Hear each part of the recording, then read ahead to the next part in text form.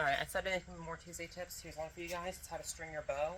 I always recommend using a bow stringer if you're not well versed in other ways of stringing your bow. Very simple tool. This piece goes on your top limb, this piece goes on your bottom limb, and you string your bow. I'll demonstrate that right here. I also use a bow stringer for heavier weight bows, so anything of mine is like over 60 pounds. I'll use a bow stringer for. So you just slide the horn of your bottom limb into this pocket here. There's a bunch of different kinds. I prefer the ones that slide over the horns of the limb rather than put pressure on the limb body itself. And the other part goes up here. You can tell I haven't used one of these in forever because I tend not to use bow stringers, but they are the safest way. And what you do is you step on the bow stringer string, pull up.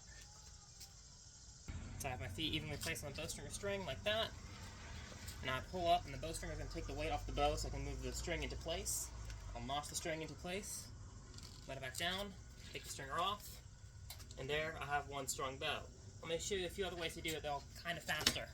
So if you know me, you know the way I unstring my bows. I take the bottom limb, I put it in the instep of my dominant foot, and I do this little twist thing here. That is one of the better ways for the bow's health to unstring the bow. You want to make sure you look away from this top limb, though, because I have had it slip and it does hit you in the face. Can't take out an eye. So be very careful when you're doing it this way.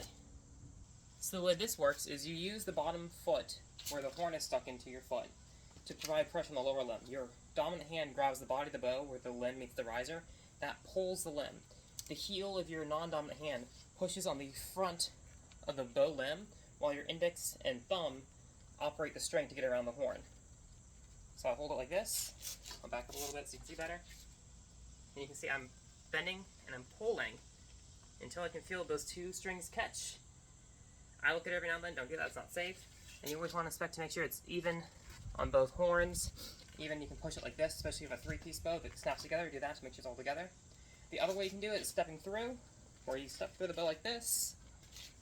You would then have pressure from the front of your non-dominant leg and the back of your dominant leg, and you pull on this horn here, kind of like that, to leave the pressure from the bow that way.